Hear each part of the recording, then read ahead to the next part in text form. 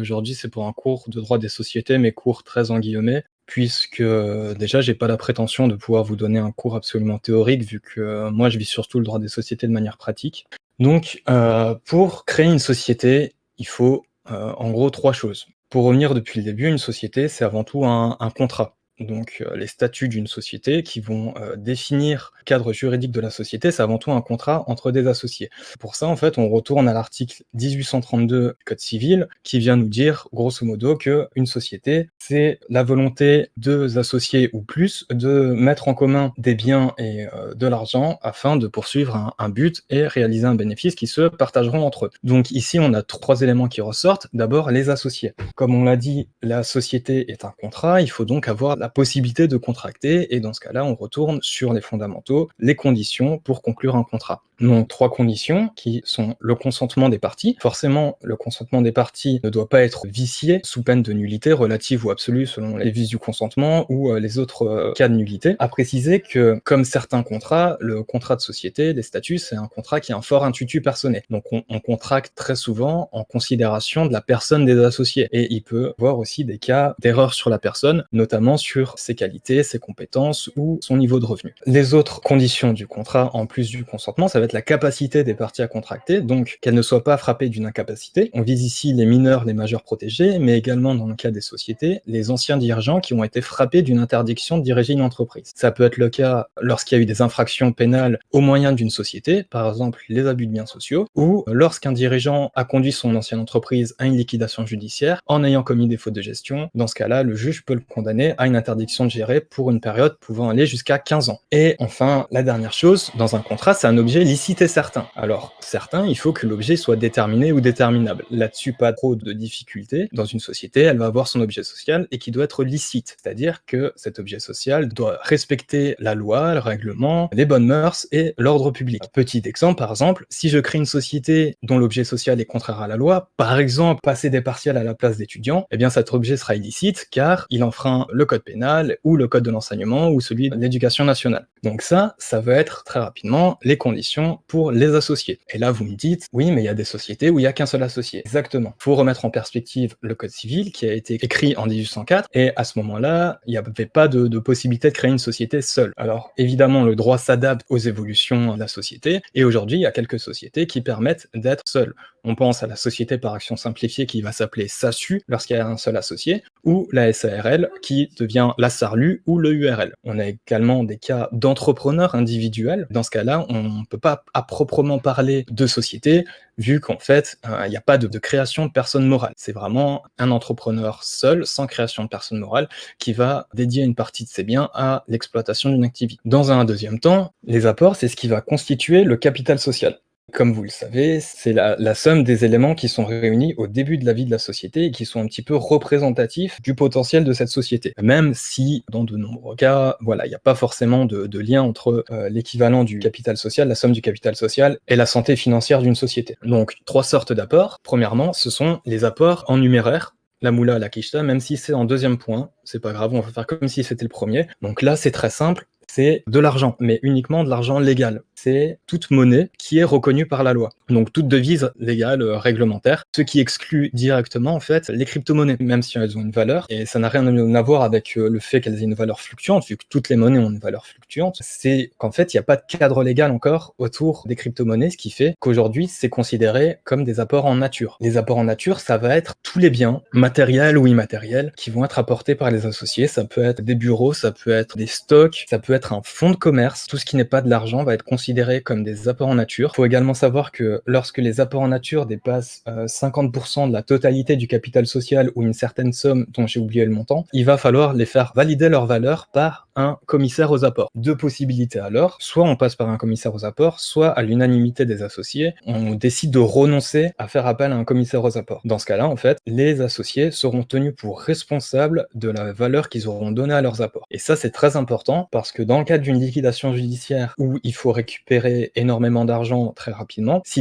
les apports en nature n'ont pas la valeur qui ont été annoncés, s'ils ont une valeur moindre, finalement, en fait, ça a donné une fausse apparence de solvabilité ou de richesse de la société qui, en fait, était fausse. Ça peut être considéré comme une faute de gestion et avoir des conséquences directement sur les dirigeants. Le dernier type d'apport, ce sont les apports en industrie, et pas industriels. Les apports en industrie. Ces apports en industrie, eux, ne sont pas pris en compte pour le calcul de la somme du capital social. Ça va être un savoir-faire, des compétences qui sont mis au service de la société. Par exemple, si vous créez une société d'ébénistes, le fait qu'un des associés soit particulièrement compétent, même s'il était possible de valoriser sa compétence, elle ne serait pas prise en compte dans le calcul de la somme du capital social. Le troisième point qui est indispensable afin de créer une société, c'est la volonté de s'associer, qu'on appelle également affectio societatis. Comme j'ai dit, c'est réellement la volonté de s'associer, mais c'est la volonté de créer une société afin de poursuivre l'objet social stipulé dans les statuts. Le défaut de cette affectio societatis peut être une cause de nullité de la société et peut d'une certaine manière être considéré comme un vice du consentement, puisqu'il faut consentir à signer les statuts et s'engager dans la société, le défaut d'affectio societatis étant donc répréhensible pour la validité de la société. Ensuite, les associés qui ont créé la société, ils vont avoir des droits et des obligations. Il y a un droit qui peut paraître complètement logique, mais qui doit être rappelé, c'est le droit de rester associé. On a mis de l'argent ou des biens ou du savoir-faire dans une société, il est légitime pour l'associé de vouloir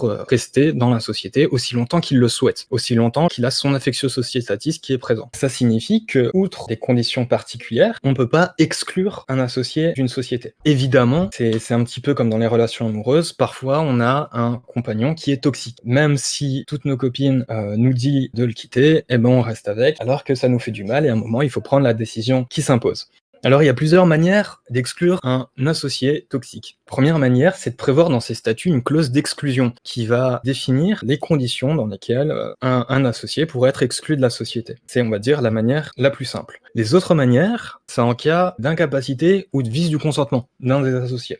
Tout simplement. Donc, si après coup on se rend compte que son consentement était vicié, dans ce cas-là, il pourra sortir de la société, ou on pourra le faire sortir de la société. Il y a eu un vice sur son consentement ou sur le consentement des autres associés. Si le consentement d'un des associés a été vicié par une erreur, en pensant contracter avec X et finalement en s'associant avec Y, dans ce cas-là, il pourra obtenir la sortie forcée de l'associé. Pareillement, si on se rend compte que l'un des associés était en incapacité de signer un contrat, qu'il était sous tutelle, sous curatelle ou qu'il était mineur au moment de signer le contrat, plutôt que de frapper les statuts de nullité, on pourra décider d'exclure cet associé. Une autre possibilité, je donne quelques exemples, on ne va pas tous les voir, c'est le cas de la faillite personnelle d'un des associés qui est prévu à l'article 1860 du Code civil. En cas de faillite personnelle dans une société de l'un des associés, des confitures ou autres termes, rien à voir avec les bonnes mamans, les associés n'étant pas frappés de faillite doivent prendre la décision de soit dissoudre la société, soit exclure l'associé. C'est un petit peu à la Koh-Lanta, c'est pas très joyeux pour l'associé en faillite qui voit ses potes retourner leur veste, mais c'est comme ça, l'argent avant tout, il n'y a pas de sentiment. Dans le cas d'un redressement judiciaire, un dirigeant qui est également associé, il peut être également contraint de céder ses parts sociales afin de rééquilibrer un petit peu les comptes de la société, il peut être exclu dans ce cas-là. Et un dernier exemple, c'est le défaut de libération de capital social qu'on verra juste après dans les obligations des associés. Les associés doivent libérer leur partie de capital social qui se sont engagés à apporter à la société dans un délai déterminé, et en cas de retard ou de défaut de libération de ce capital, ils peuvent être contraints de sortir de la société. Évidemment, dans toutes ces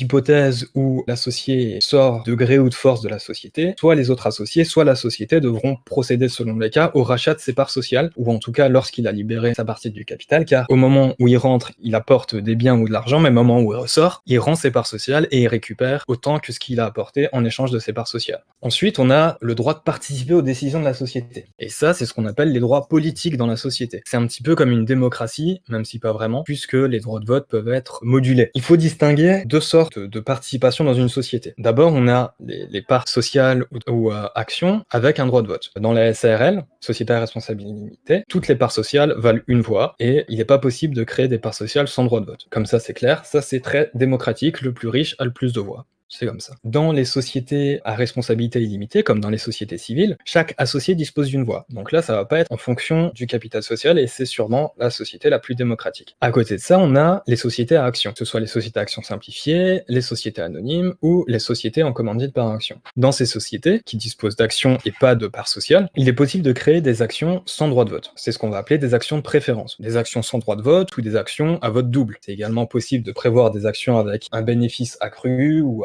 offrant des droits en particulier. Mais quoi qu'il en soit, ce sont les seules possibilités dans lesquelles on peut créer des actions qui sont dépourvues de droit de vote. Il est à noter que les actions de préférence sans droit de vote ne peuvent pas constituer plus de 50% du capital social. Dans tous les autres cas, en fait, il est impossible de ne pas prendre en compte les droits de vote des associés. Alors pourquoi, du coup, prévoir des actions sans droit de vote? Les sociétés par action sont généralement des sociétés qui ont recours à de l'investissement. Donc des investisseurs vont arriver et eux, leur seul objectif, c'est d'investir dans la société pour ensuite récupérer un bénéfice plus important. Ils sont pas trop regardants sur la politique, ils n'aiment pas trop être dérangés pour aller voter au moins une fois par an, voire plus souvent, et du coup ça les arrange bien de juste mettre de l'argent et récupérer leur pécule à la fin de l'année. Donc encore une fois, c'est une adaptation du droit à l'évolution de la société, mais dans les sociétés SARL qui originairement ont une vocation à être plus restreinte, de base ça s'adresse à des petites communautés ou à des familles, voilà, on a voulu garder toujours cet aspect qui est, on va dire, démocratique. Le troisième droit des associés, ça va être le droit de partager les bénéfices, et j'ai eu une question dessus, sur qu'est-ce qu'on entend par distribuer le revenu de la société. Alors la société, chaque année, vu que c'est son objet social de créer un bénéfice pour le partager entre ses associés, notre société fait un chiffre d'affaires chaque année. Donc ça va être toutes les rentrées d'argent qu'elle va faire. Ensuite, de l'autre côté, elle va avoir des dépenses qui vont s'imputer sur ce chiffre d'affaires. Lorsque le chiffre d'affaires est supérieur aux dépenses, on va se retrouver avec un bénéfice. Lorsque le chiffre d'affaires est inférieur aux dépenses, on va se retrouver avec un déficit. Lorsqu'il y a un bénéfice, les associés ont plusieurs choses à faire avant de se distribuer le bénéfice en ce qu'on appelle des dividendes. La première chose à faire, c'est de constituer la réserve légale. Donc les associés, chaque année, vont devoir mettre au moins 5% des bénéfices que la société a générés dans une réserve légale, qui est une réserve obligatoire, jusqu'à ce que la réserve légale atteigne 10% du montant du capital social. C'est un petit peu une mesure de prudence, de sorte à ce que la société ait toujours un petit peu d'argent de côté. En cas de difficulté, ils pourront piocher dedans. Ça fonctionnait quand il y avait un seuil minimal capital social. Aujourd'hui, on a des sociétés avec 1 euro de capital social, ce qui fait que la réserve légale doit être d'au moins 10 centimes. Ça n'a plus vraiment d'intérêt, mais l'obligation est restée. Une fois que la réserve légale est constituée à hauteur de 10% du capital social, à ce moment-là, les associés vont pouvoir décider entre plusieurs comptes où distribuer leurs bénéfices. Ils peuvent bien sûr se distribuer le bénéfice entre eux, proportionnellement à leur participation dans le capital social. Estimons que la société fasse 1000 euros de bénéfices à la fin de l'année, deux associés, un à 80% de participation, l'autre à 20%. L'associé à 80% va donc pouvoir récupérer 80% du bénéfice, donc 800 euros, l'autre ayant 20% du bénéfice, soit 200 euros. Ça, c'est la première possibilité. La seconde possibilité, c'est également de créer une réserve statutaire, donc que les statuts prévoient l'existence d'une autre réserve avec les conditions dans lesquelles celle-ci sera approvisionnée, ou de mettre sur le compte autre réserve, dans ce cas-là, c'est un compte absolument normal, c'est un petit peu la trésorerie de la société, ou alors de le mettre dans le report à nouveau. C'est, on va dire, de l'argent de côté. Généralement, dans le report à nouveau, ce qu'on met, c'est le déficit. Donc, étant donné que le déficit n'est pas distribuable, ça paraît logique, on va le mettre dans le report à nouveau pour que l'année prochaine, s'il y a un bénéfice, ça va venir compenser ce déficit. Une dernière possibilité, ça va être la possibilité de mettre ces bénéfices dans le compte courant des associés. Donc, le compte courant des associés, c'est une sorte de prêt que fait l'associé à la société et que l'associé pourra récupérer au moment de sa sortie de la société. Donc ici, l'argent va rester dans les caisses de la société en inscrivant une ligne dans le compte courant de l'associé. Reprenons l'exemple de notre associé ayant gagné 800 euros de bénéfices. Il va laisser ces 800 euros de bénéfices à la société et va pouvoir mettre sur son compte courant d'associé un taux d'intérêt afin de pouvoir récupérer encore plus d'argent à sa sortie. Au niveau des obligations des associés, ça va être la libération du capital social. Alors, selon les sociétés, on va avoir différents moments pendant lesquels on peut libérer le capital social. D'abord, dans les sociétés les plus courantes, les sociétés à responsabilité limitée, les associés, au moment de l'immatriculation de la société, doivent libérer au moins 20% des apports qu'ils ont promis de faire à la société. Et ensuite, ils auront 5 ans pour libérer le reste de leurs apports. Dans les sociétés par action, ce montant est de 50% au moment de la souscription et de toujours 5 ans pour libérer le reste du capital social. Pour les sociétés civiles, il n'y a pas de délai, tout simplement en fait parce que ce sont des sociétés qui sont dites transparentes. C'est-à-dire que si la société a des difficultés, elle n'est pas en mesure de payer, eh bien, les créanciers pourront aller directement chez les associés. Et c'est la raison pour laquelle on est un peu plus, on va dire, laxiste sur l'obligation de libérer le capital social. Enfin, les SNC, qui sont une forme de société un peu particulière, souvent ce sont des pharmacies ou des bureaux de tabac, ce sont les statuts qui vont prévoir les modalités de libération du capital social. La participation aux pertes, ensuite, à ne pas confondre avec l'obligation aux dettes. Les associés, lorsqu'ils mettent en commun leurs apports, acceptent de partager le bénéfice. Jusque-là, tout va très bien. mais ils acceptent également le risque de devoir abandonner leurs apports si la société fait des pertes. Prenons l'exemple où moi, associé, je mets 1 000 € dans la société, mon associé met également 1 000 €, nous avons donc 2 000 € pour commencer l'exploitation de notre société. Exploitation dure et il s'avère que finalement, nous faisons des pertes et au moment de la fin de la société, nous n'avons plus le capital social de départ, celui-ci ayant été utilisé par la société pour son exploitation. Nous quittons la société, mais nous n'avons pas récupéré l'intégralité de nos apports, nous avons donc participé aux pertes. Donc ça, c'est dans toutes les sociétés, sans exception, il y a la participation aux pertes. À côté, il y a l'obligation aux dettes. C'est uniquement dans les sociétés dites transparentes, où justement, comme les sociétés civiles, les créanciers de la société, après avoir mis en demeure la société de payer leurs créances, vont pouvoir s'adresser directement aux associés. C'est ce qu'on appelle le principe de subsidiarité. On va d'abord interroger la société sur ses capacités à rembourser. Si elle ne le peut pas, on va directement demander aux associés de le faire. Donc ici, la personne morale de la société ne sert plus de cloison entre l'activité de la société et le patrimoine des associés, et aussi ça peut être beaucoup plus dangereux pour ses associés. Ensuite, à côté des associés, on a les dirigeants sociaux, qui eux sont les représentants de la société à l'égard du petit peuple, donc pour tous les tiers à la société. Donc ça, c'est la mission principale du dirigeant, ça va être de représenter la société dans la signature des actes et tout ce qui représente tous les actes dans lesquels s'engage la société. Le dirigeant peut être associé ou non, ça dépend des sociétés, ça dépend des volontés, et surtout en fait ça va dépendre du régime social et fiscal pour chaque société, puisque le fait d'être associé dirigeant peut avoir des répercussions fiscales. Dans le cas d'une rémunération ou l'absence d'une rémunération, on va pas trop rentrer dans les détails, juste qu'il existe différents régimes entre assimilés salariés et travailleurs indépendants qui sont également à prendre en compte. Donc, lorsque le dirigeant va représenter la société à l'égard de tiers, il engage la société, il ne s'engage pas lui-même. Il signe au nom et pour le compte de la société, ce qui fait que lorsqu'il fait une erreur en tant que dirigeant, d'une certaine manière, c'est la société qui fait une erreur. Et sa responsabilité ne peut pas être recherchée par les tiers lorsque c'est la société qui s'est engagée. Alors évidemment, s'il renverse quelqu'un dans la rue, donc on va pas rechercher la société qui conduisait la voiture, mais on pense surtout à la faute contractuelle. L'inexécution contractuelle, ce sera la responsabilité de la société qui sera recherchée et pas celle du dirigeant, quand bien même c'était le dirigeant qui devait appuyer sur le bouton envoyer pour effectuer le virement. Ensuite, le dirigeant, il a une responsabilité à l'égard de la société. Cette responsabilité peut être de deux ordres. Juste, on revient un petit peu en arrière, j'ai pas parlé de la responsabilité pénale. Le dirigeant peut engager sa responsabilité pénale lorsqu'il commet des infractions pénales, je vous le donne en mille, en se servant de la société comme un outil ou comme un intermédiaire. Dans ce cas-là, selon les cas, on va pouvoir engager la responsabilité pénale du dirigeant, voire même la responsabilité conjointe du dirigeant et de la société. Maintenant, sur la responsabilité à l'égard de la société, le dirigeant peut être poursuivi par la société à travers deux actions. La première, et c'est la plus courante, c'est l'action qu'on appelle ut singuli. Ce sont les associés de la société qui vont intenter une action contre le dirigeant. Le dirigeant étant le représentant de la société, il est directement plus compliqué d'envisager une action de la société contre elle-même. Pourtant, ça peut exister, c'est ce qu'on appelle l'action ut universi. Littéralement, c'est l'action de la société contre son dirigeant. Mais étant donné que le dirigeant étant le représentant de la société, il devrait lui-même engager cette action. Donc, cette possibilité, elle est matérialisable.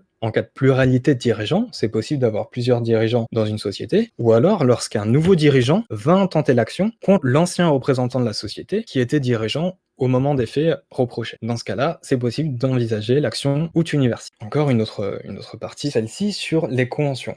Donc, la société mène une activité, et pour mener cette activité, elle va conclure des conventions. Et ces conventions peuvent être de plusieurs ordres. D'abord, les conventions qu'on va dire normales. Alors, conventions normales, ça va être des conditions, tout simplement, qui sont conclues dans des conditions normales. Donc, pas de prix avantageux ou déraisonnable, manifestement excessif, pas de relation entre les parties, tout simplement, ce sont des contrats entre A et B dans le but de gérer l'activité. On a ensuite les conventions qu'on appelle interdites. C'est un peu comme dans Harry Potter, on en a plusieurs. C'est celles qui sont conclues entre la société et un de ses gérants ou un des associés, et ou les conjoints, descendants ou ascendants des associés ou des dirigeants de la société. Donc, dans Harry Potter, on a 4 sorts interdits. Le premier, c'est le fait de se faire consentir un prêt par la société. On l'a vu tout à l'heure, les associés peuvent avoir compte courant, qui représente une sorte de prêt des associés à la société. Ce compte courant ne peut pas être débiteur. Pourquoi ? Parce que ça signifierait que c'est l'associé qui doit de l'argent à la société. Et dans ce cas-là, on tombe dans une convention interdite puisque la société consent un prêt à un de ses associés. De la même manière, la société ne pourra pas prêter de l'argent à un de ses dirigeants. Donc là, on a directement deux possibilités qui sont envisagées, le prêt et l'avance en compte courant. Les deux autres possibilités, ça va être caution ou aval. Donc, lorsque les gérants ou les associés, leurs descendants, ascendants, conjoints, vont souscrire un prêt avec des tiers, ils ne peuvent pas utiliser la société pour être caution ou aval de ce prêt. La société ne peut donc pas garantir un prêt pour un de ses organes. A contrario, ça voudrait dire que la société pourrait cautionner le prêt d'une autre société à condition qu'elle n'ait pas de lien directement avec cette société, qu'elle soit associée ou dirigeant. Il faut également souligner le fait que ces interdictions s'appliquent également lorsqu'il y a un intermédiaire entre la société et la personne souscrivant le prêt ou l'avance en compte courant. Si j'ai une société dont un des associés est également une société, encore une fois c'est possible, le dirigeant de la société qui est associé ne pourra pas se voir consentir un prêt par la société. Même s'il y a une société interposée entre les deux, voire plusieurs sociétés intercalées entre les deux, ce sera pas possible. Dans les petites sociétés, on se fie au contrôle des associés. Lorsque chaque année, pendant l'Assemblée générale, ils vont étudier toutes les conventions qui sont passées par la société. Dans les plus grosses structures, les conventions réglementées doivent faire l'objet d'une analyse par les commissaires aux comptes. La dernière catégorie de conventions, qui est sans doute celle qui pose le plus de soucis, ce sont les conventions réglementées. Donc les conventions réglementées, celles qui doivent faire l'objet d'une analyse et d'une approbation par les associés chaque année lors de l'Assemblée générale. Donc, encore une fois, on va distinguer entre les sociétés à responsabilité limitée et les sociétés par action. Dans les sociétés à responsabilité limitée, sont des conventions réglementées, toutes les conventions qui sont passées entre la société et un de ses gérants ou un de ses associés. Peu importe la matière, tant qu'il ne s'agit pas de prêt ou de garantie, d'aval, de cautionnement, d'avance en coût courant, toute autre convention est possible, mais est réglementée. Dans les sociétés par action, et particulièrement dans les sociétés par action simplifiées, vu que ce sont celles qu'on voit souvent, sont réglementées toutes les conventions qui sont passées avec le président ou tout autre organe de direction, avec les associés qui disposent de plus de 10% du capital social, ou avec les associés personnes morales qui contrôlent la société. Donc là-dessus, il faut retourner à la définition du contrôle de la société, et donc on peut considérer qu'est une société contrôlante la société qui dispose du capital nécessaire à fixer les orientations. La société, donc, a une durée de vie maximale sur le papier de 99 ans. Pourquoi 99 ans? Ça rejoint en fait ce qu'on appelle la prohibition des engagements perpétuels. On ne peut pas conclure une société pour une durée ad vitam aeternam. En revanche, la société qui a une durée de vie maximale de 99 ans, cette durée de vie peut être prorogée. Il faut juste en fait renouveler la durée de vie de la société 5 ans avant la date de fin de vie. Je dis 99 ans, vous pouvez très bien prévoir la création d'une société pour 1 an, 10 ans, 50 ans. Donc ça pose absolument aucun problème. À la fin de vie de la société, il va se passer ce qu'on appelle une liquidation. Ça veut dire que tous les biens seront vendus ou distribués entre les associés au prorata de leur participation dans le capital social. On a ensuite des possibilités de fin anticipée de la société, mais celle-ci décidée par les associés. Donc les associés, avant d'arriver aux 99 ans ou à la date limite de vie de la société, peuvent décider, pour X ou Y raison, d'un commun accord, et à l'unanimité, de mettre fin à la société. Dans ce cas-là, on a une dissolution de la société. Cette hypothèse peut également intervenir lorsque on a le rachat d'une société par une autre, suivi d'une absorption. Il y a plusieurs manières d'absorber une société. La première manière, ça va être le transfert universel de patrimoine. Donc là, on n'a pas de fusion à proprement parler, vu qu'il n'y a pas de traité de fusion qui est rédigé. On va seulement organiser le transfert de l'ensemble des biens d'une société vers une autre société. Ensuite, la société complètement dépourvue de biens sera tout simplement dissoute. Et vu qu'il n'y a plus de biens, en fait, il n'y a rien à distribuer entre les associés. L'autre manière, qui, elle, se décline du coup en deux manières différentes, ça va être la fusion-absorption. Pour les fusions les plus importantes, on prévoit le processus de fusion, qui est un processus très lourd et qui se répartit sur plusieurs mois et qui nécessite la rédaction d'un projet de traité de fusion, une approbation par les différents organes, les publications, les commissaires aux comptes, les commissaires aux apports, etc.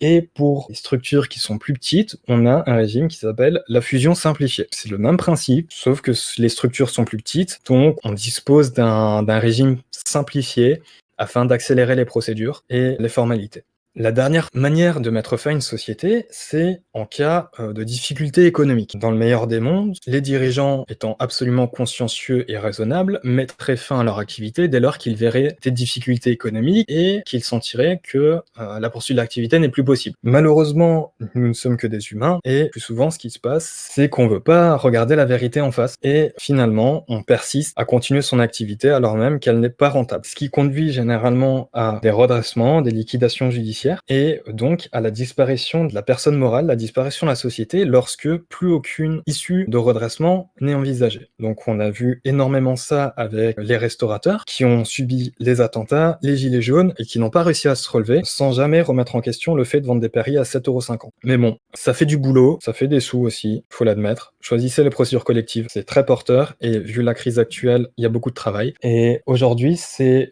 sûrement la principale raison pour laquelle les sociétés disparaissent. Ce sont les difficultés économiques, c'est la crise. Et souvent, en fait, on se rend compte qu'il y a eu énormément de fautes de gestion. Fautes de gestion, ça va être toutes les fautes qui sont imputables au dirigeant dans sa gestion de l'entreprise et qui ont conduit à ce que son entreprise fasse faillite. Pourquoi c'est à sanctionner et sanctionnable? Parce qu'au moment de la liquidation de la société, on a vendu tous les biens qui étaient possibles de vendre, on a fait toutes les économies qu'il était possible de faire, on a payé en priorité les salariés, les frais de justice, et ensuite, avec l'argent qui reste, quand il en reste, on paye les créanciers. Dans 99% des cas, tous les créanciers ne sont pas payés, voire souvent aucun créancier n'est payé, et du coup, en fait, c'est un petit peu un effet boule de neige. Le fait de ne pas payer un créancier peut le mettre en difficulté, lui-même va mettre en difficulté d'autres créanciers qu'il ne peut plus payer. Pour ces raisons, la principale sanction en cas de faute de gestion, c'est l'interdiction de gérer une entreprise, qui peut aller, comme on l'a dit, entre 5 et 15 ans, maximal selon l'ampleur des fautes de gestion. Lorsqu'il y a des fautes, on va dire simples, comme le fait de ne pas avoir déclaré sa cessation des paiements en temps, on va généralement partir sur une sanction, une interdiction de gérer maximale de 5 ans. En revanche, lorsqu'on constate des infractions comme l'abus de biens sociaux qui ont conduit la société à la faillite, on peut partir sur une période pouvant aller jusqu'à 15 ans. 15 ans, c'est l'interdiction de gérer, en droit, mais également en fait. Très souvent, on a des dirigeants qui sont interdits de gérer une entreprise, qui vont créer une société au nom de leur épouse, mais qui vont diriger eux-mêmes dans les faits. Ils vont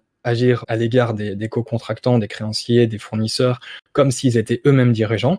Ils vont gérer toute la société et l'épouse ne sera qu'un prête-nom. Alors ça, je déconseille très très fortement, parce que de 1, les juges n'apprécient pas du tout.